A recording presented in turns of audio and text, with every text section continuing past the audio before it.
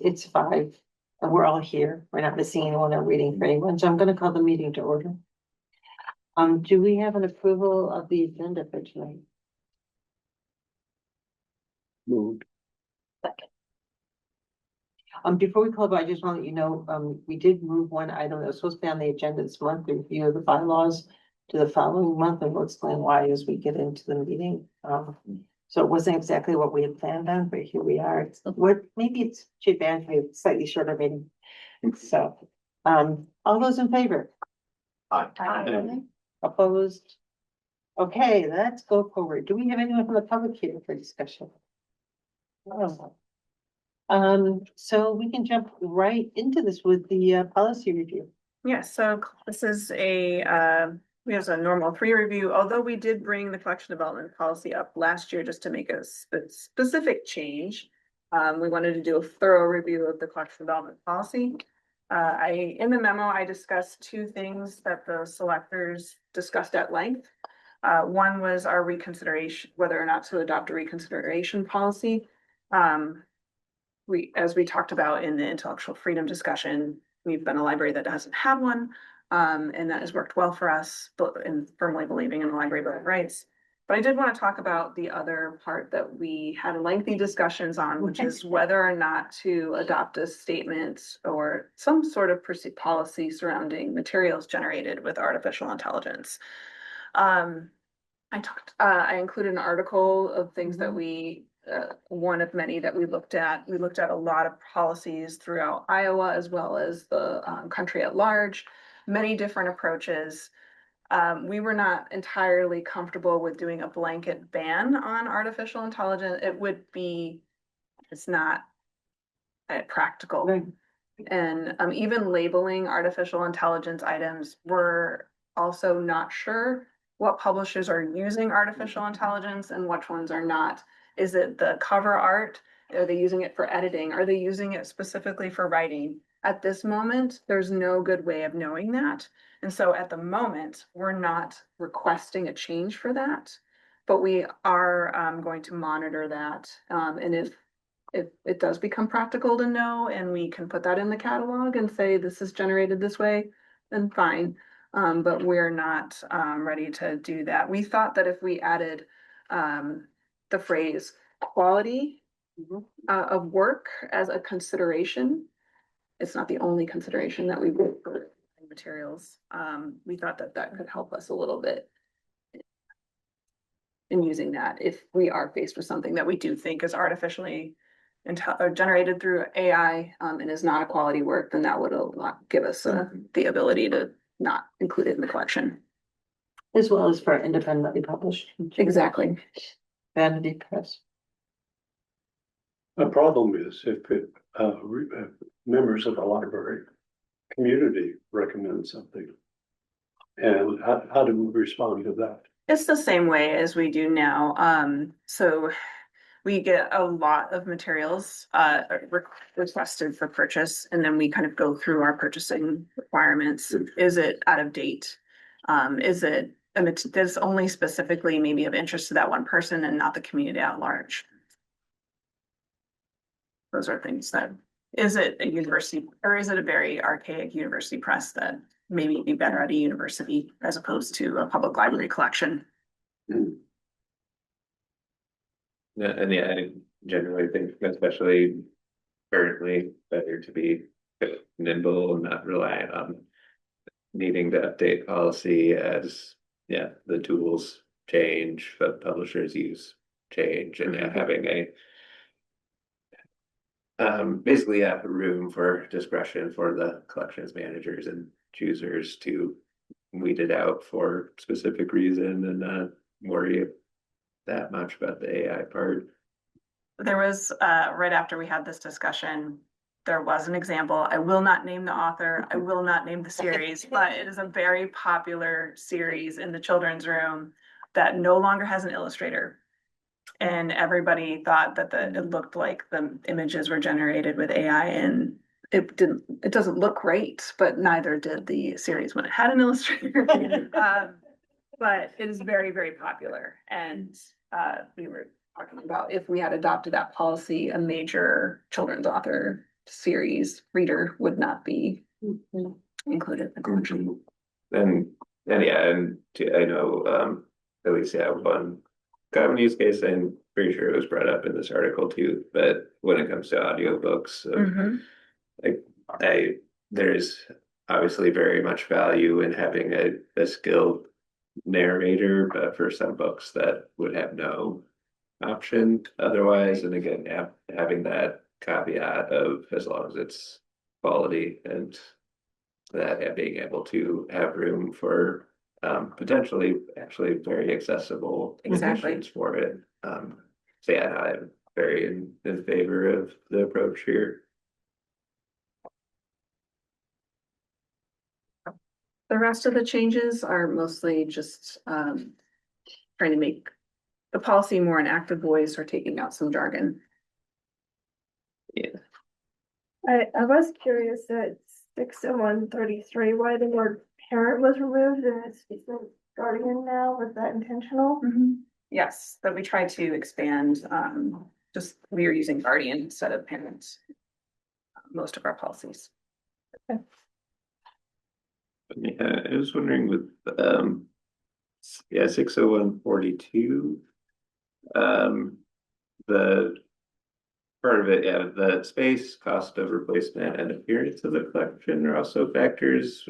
Wasn't sure for appearance of the collection, but with that would maybe differ from the condition of the individual item, or just, yeah, basically what that kind of covered. Yeah, there might be. So an example would be if our shelving was just jam-packed to the degree that people, and it just doesn't look Okay. inviting. Yeah. So we're looking at the collection and the individual item being damaged, and then the overall, just like the overall collection itself. Okay. And then in the similar, just with the 60143, say in 42, change it from the concept of withdrawn to removed from the collection, and then 43, so using withdrawn, if we just wanted to change that. Yeah, it's, you're right. yeah, materials removed from the collection may be placed, and Thank that you. was, yeah. We spent a lot of time on the withdrawn and everything. See, these words just are absurd. So many removed materials. Mhm.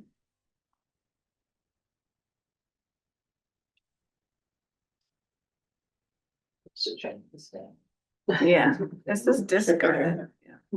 Yeah.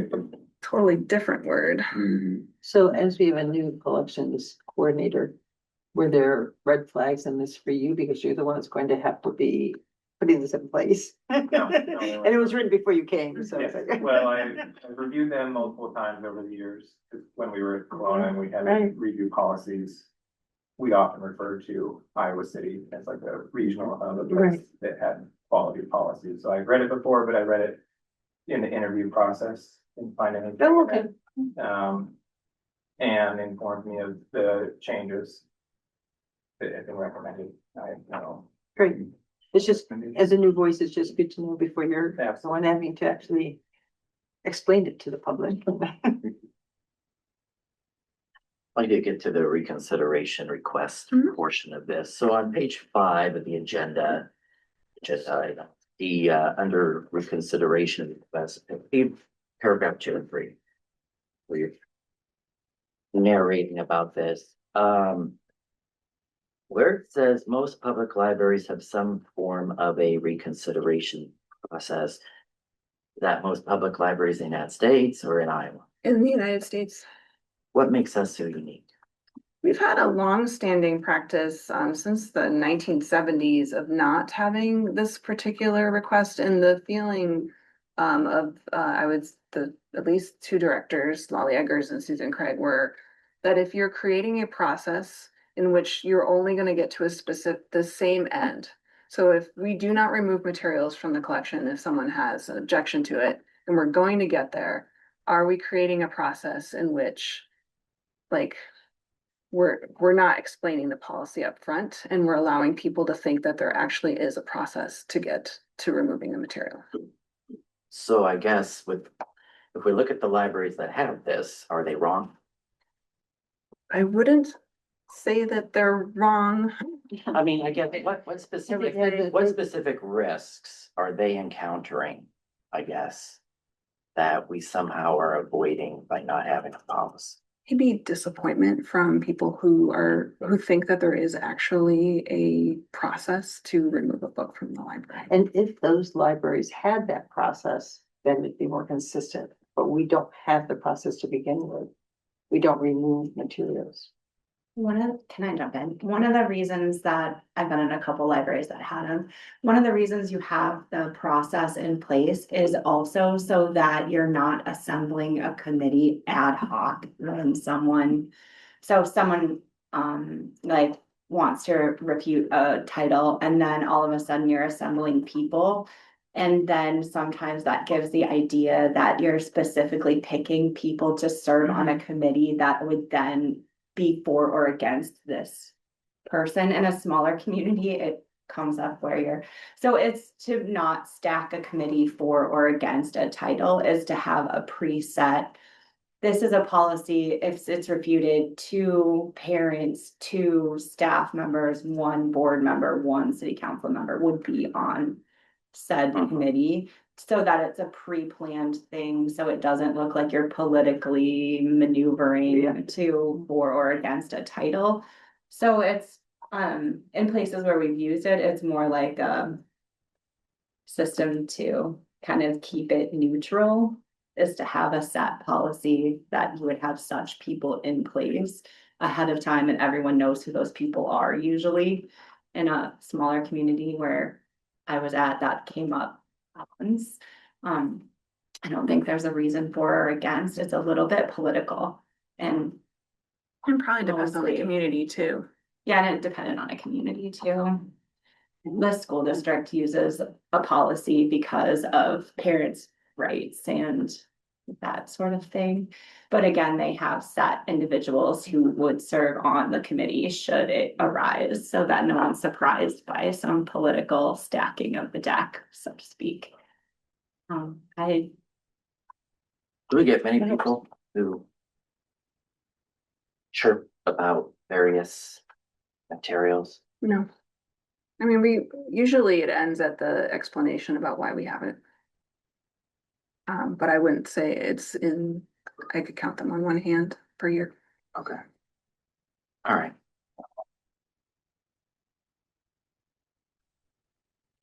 Further comments? Or questions?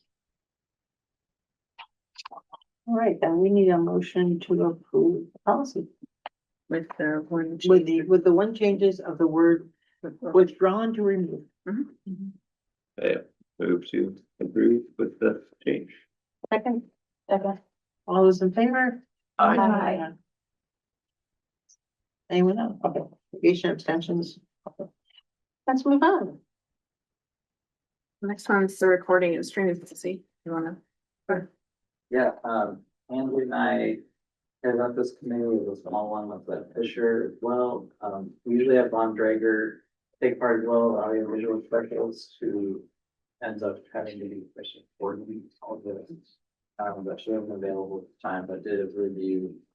Actually, for the meeting members, she did a review. We did some larger changes 3 years ago, to align more with the collection development policy actually. And the section that we sort of borrowed from that policy was not changed in this review that you just adopted. So that would have been a brief thing to review about sort of recognizing the collaborations to say endorse everything it's said in the recording.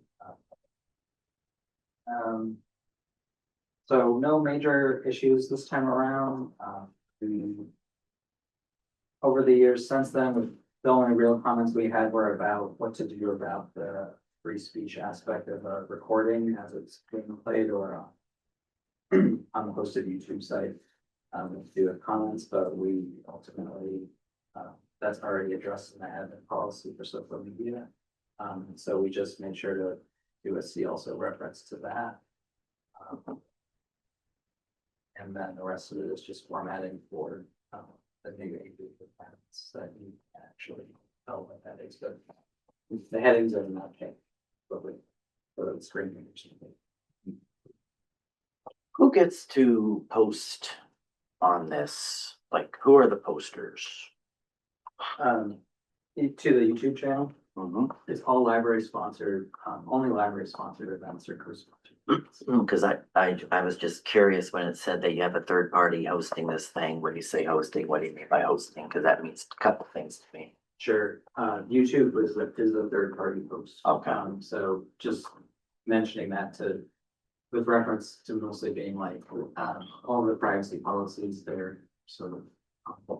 So some third party organization or entity isn't actually posting onto our library channel. We're directly uploading fonts. It's all from us.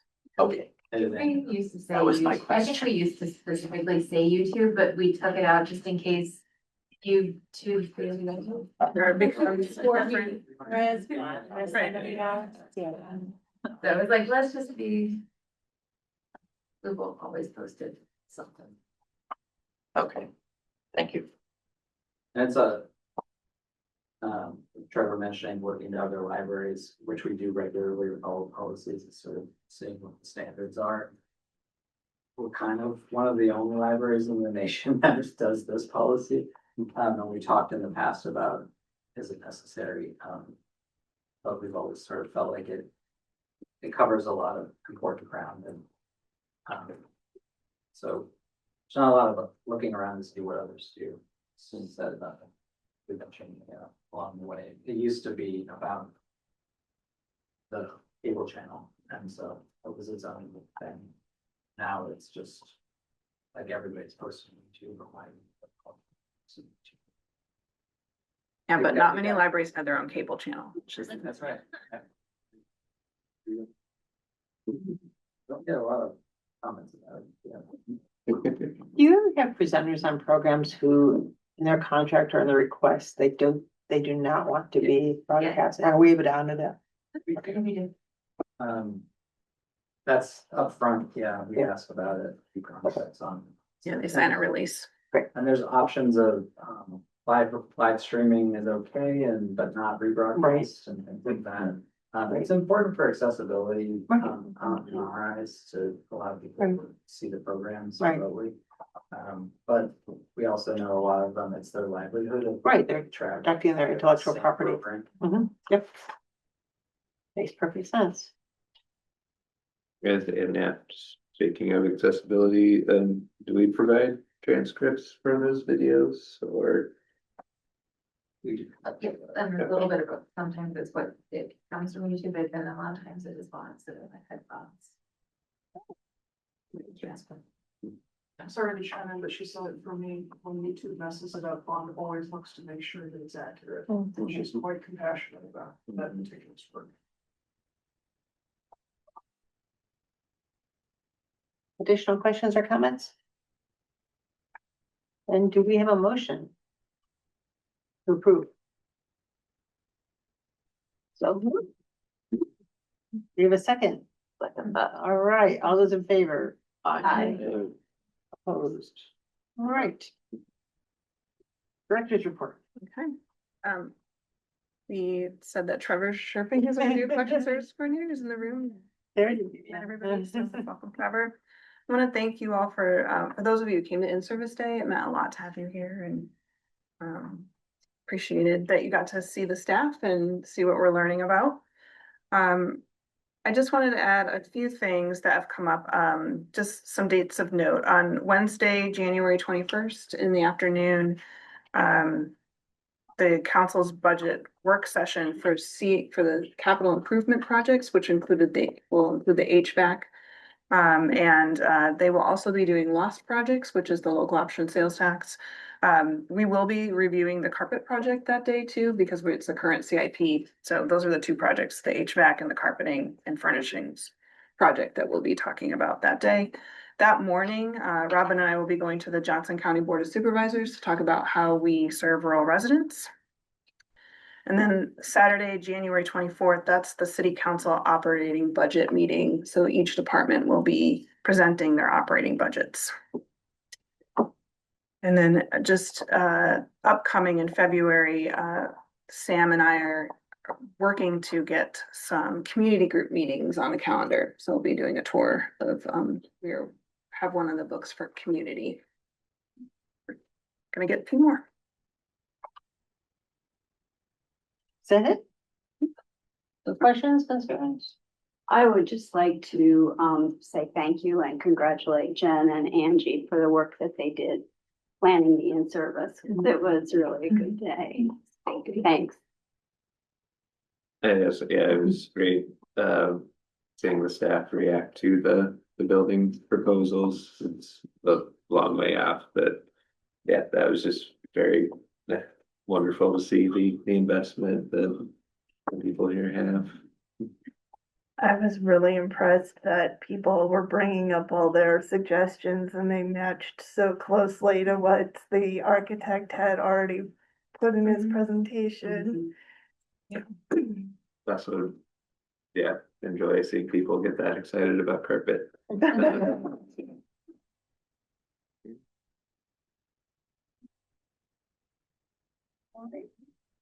Department reports, children's services. You may have noticed that Angie has shared with us a winter break calendar in addition to her report. So busy and sweet. It's hard to believe that it's like next week, it's like, oh my gosh. Yes, a lot going on, so. It's the stuff to the. Well, I missed this one too, this one, it was. Yeah, we had a- like really, really cute, but, desperation calls and I had to go drive Oakville today. I have heard that it was absolutely. Like an oxymoron somewhere in there. Well, the last time there was animals too, I had to go drive the bookmobile. I'm like, I'm starting to hear, I'm like, I like the animals, you don't have to clear them. Yeah, so. Busy. Yeah, I want to encourage everyone, if, over the winter break, if you haven't been here during children's programming and you want to get a sense of what the architect was talking about in terms of being pushed to the seams, I would encourage you to look at one of the programs that are come on a Saturday morning, because not all of us go to children's room on a regular basis. And you'll understand some of the concerns that are going on when people cannot move in that room. It's really, There is not the personal space that each person and individual deserves or needs when they're in there. right, it's no longer convenience, it's definitely a need. Or even to the hands thing about books on the shelf where it just doesn't look good because. But I think sometimes standing there, you see a very different reality than when you're up here in the nonfiction stacks and you're feeling a different way about the building. That's really big. That noon Year's Eve balloon drop. Yeah, volunteers for help. Yeah, so if you wanna come and see how busy it is and you wanna help. You got it. Oh, you okay? I won't name names, but sometimes I've been on the desk and someone has walked in the room and been like, nope. It's not only the number of bodies, it's also the energy of an Right, event like that and their exactly. need for space. We are Also, like, it's pushing it. fitting too, because then all of these kids needs, I mean, there's so many, neurodivergent humans who need Right. an escape. Or to need to be able to get out or know that they have a path out, and if you're really in the middle of that, then that's really limiting to families, especially with multiple children of different abilities. It'll be really interesting for the New Year's Eve. It's so big. We'll do that out in meeting room A. And if you're there that day, you will watch all the people just walk in right to meeting room A. And then they're gonna turn around and walk right back. And we have just lost 400 people that could have walked in through the children's room. And they wanted our services. Yeah, or even through just the library proper at all. I mean, we've lost the chance to connect with them at a level. Absolutely thrilled they're coming for our programs and using us that way, but you know, all of our other resources that we have. And I'm not kidding you, you can just sit there and you. But All right, we have IT. Or I don't want to take away You have thunder here. Did you, anything to say? Okay, No. IT. It's possible, it is also my birthday week. so- Oh. It's now in the minutes. It's the end of the month. It's a week that lasted 4 weeks. It's an ongoing thing. All right, Brent. Follow that. Repeat that. Well, we just finished, just a few minutes ago, finished the scoping session, which I think I mentioned in my report. With the vendors who came here, and it was a really good visit, we well worth the money that we spent. Partially just to sort of talk through our processes, but also I think the staff really, for the first time, really get kind of envision what's gonna happen, talk through it, and I really felt like the people that were there were able to sort of like calm down about this big change becoming, like, get into the process of it. You know, we had staff from Sam's group and they did really good at just kind of like being engaged into it. Coverage group as well. So I wish we could have had more staff kind of have that experience, but it wouldn't have really worked with like that here. Right. Number of people was just about right, but that was really nice. They really were able to dig down like what was really important about a process or why we were doing something the way we were doing it. But so rather than people focusing on like that I have to do it this way, these are the important parts that the ILS really needed to know. Questions, comments? All right, I think we're at Can the. I ask one? So you said you're doing a lot of this transferring and rebuilding things piecemeal. Is any of that like should Drupal or whatever you need to use change significantly again? Is any of the work that you're doing going to theoretically translate to some future upgrade, or do you think you're looking at starting from scratch Well, again? This was a huge 7, and so everything. So like Drupal's actually on 11 now, well, but those changes are going to also be. Okay, so you're not looking at doing this workload necessarily again in the future, theoretical, knock on wood, maybe about that. Okay, because that's a lot of work. And it's really time consuming, and so like, hopefully, I was just thinking of you and not. That's whatever you're doing to make this fit now will also work to your advantage in the future. And yeah, are there still parts of the website on 7 or is it? Not anymore. Okay, yeah. Yeah, Alyssa's done a tremendous amount of work. It's really nitpicky, tedious kind of work to do that. Always impressive to me. The time that it takes.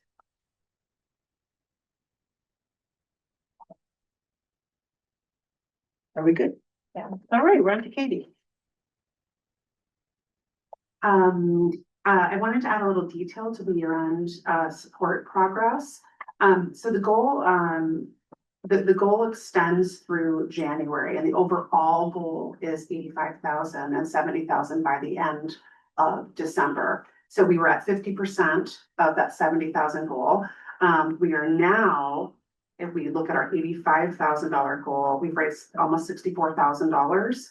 And so we're 75% of the way to our goal. So the public is really being very generous and enthusiastic about supporting the library. We get wonderful notes of appreciation that are reflective of the work across the board throughout the whole library, included with checks and phone calls. And it's just, it's a really heartwarming time of year. We're having happy days every day in the development department. I also wanted to note that this had not been confirmed prior to my report, but we will be having a special program at Film Scene on January 24th. We're going to be screening the documentary The Librarians. That is a ticketed event, and I do recommend if you want to come, you should probably get your tickets. That's going to be a 1 p.m. screening followed by a discussion afterwards, and then some community time over at the greenhouse. And people will have the opportunity to send postcards expressing their love of libraries, to send those off into the world to people that are decision makers about libraries. And Details about the details of getting those tickets. I mean, are they available now? They're available online at the On Film Students website. Okay, that'd be a great idea. Send Yeah, an I email. think Sam's probably seen the film a few times at this point. Ann and I saw it in Sioux City. It documents really, the rise of censorship and book banning in America.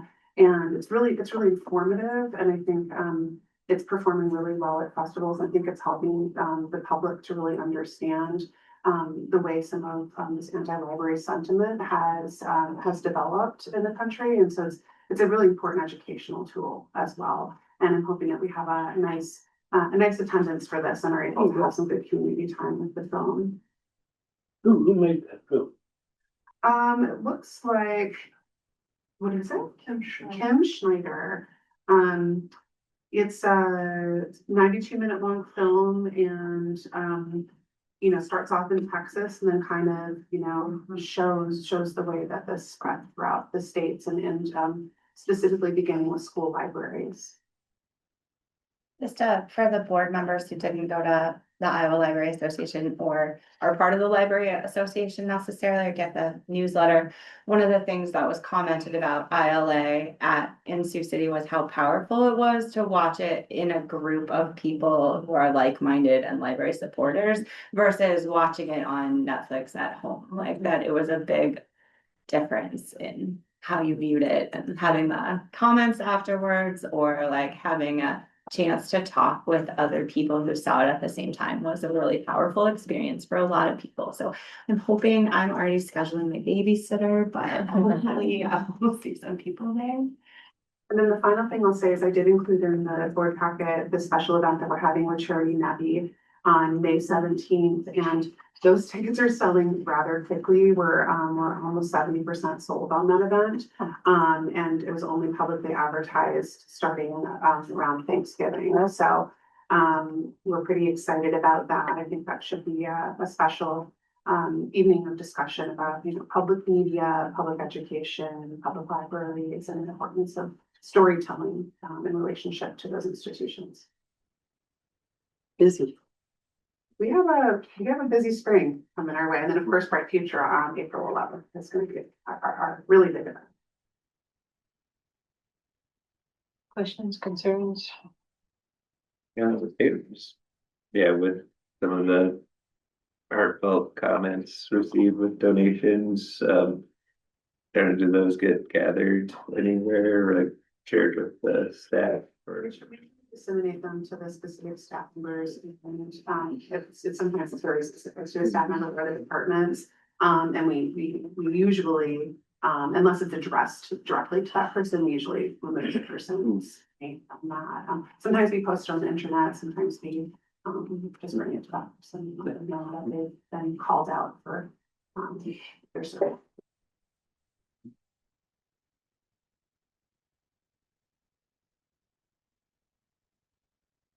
We good? All right. President's report, I just have a couple things I want to bring up.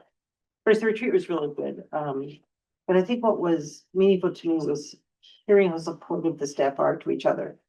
And it's a very non-competitive, supportive group. So even when we're talking about what needs to be invested in, people were very open to listening to each other, which I thought was meaningful. The other thing that I want to bring up is that at the retreat, the ILA had a speaker there talking a little bit about the government system and some of the action that takes place each year concerning libraries.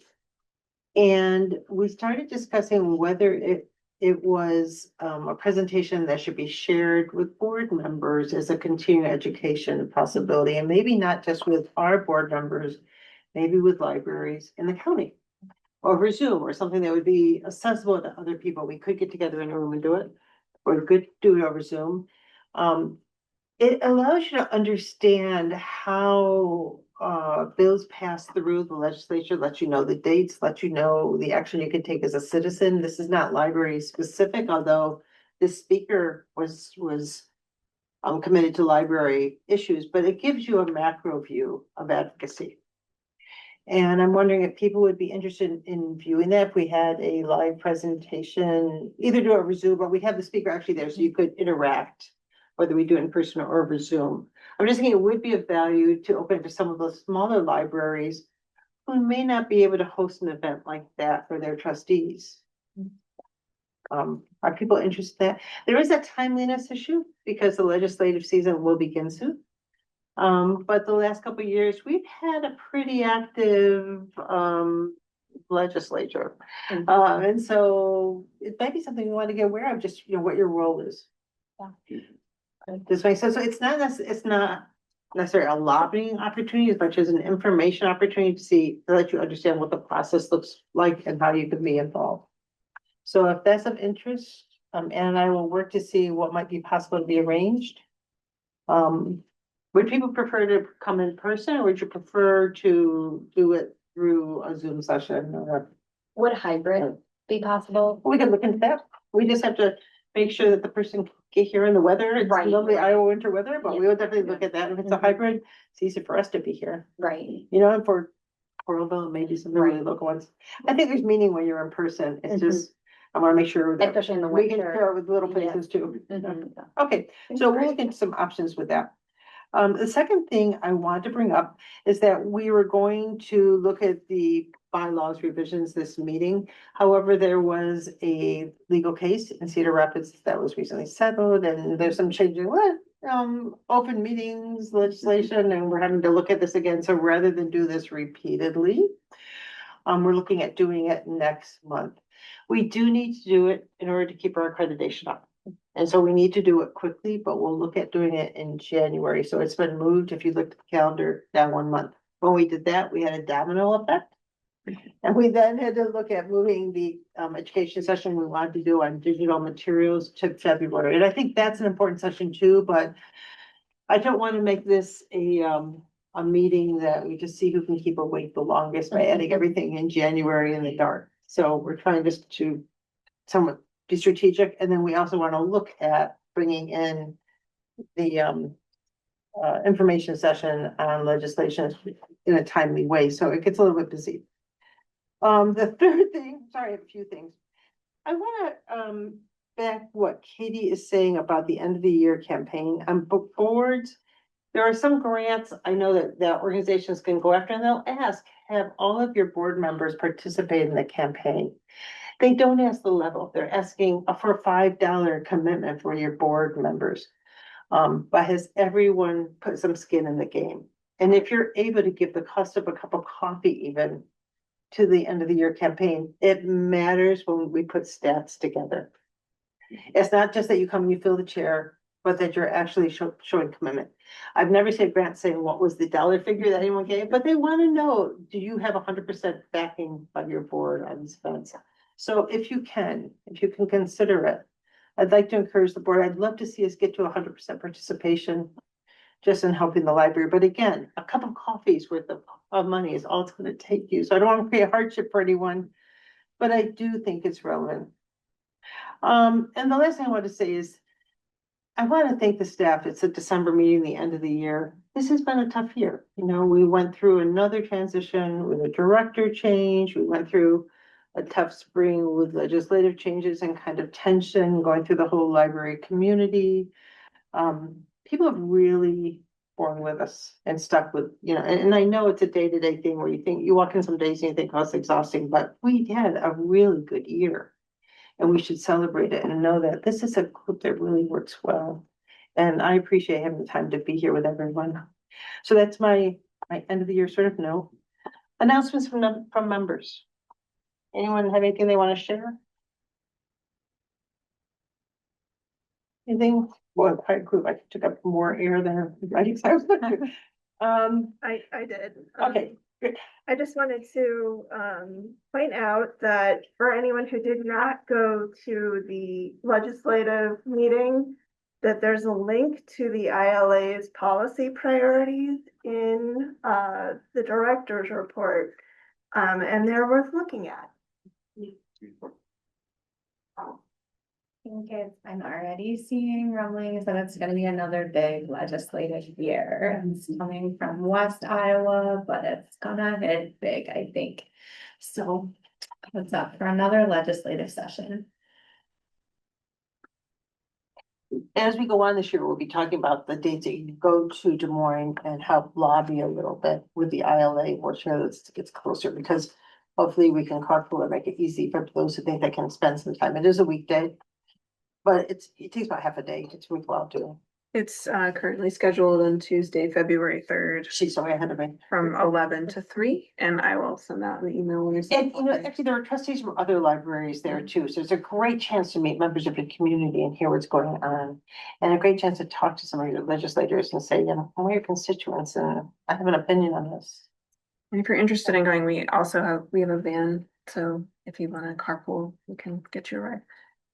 And they usually have great refreshments. So I'm just getting on the law library and.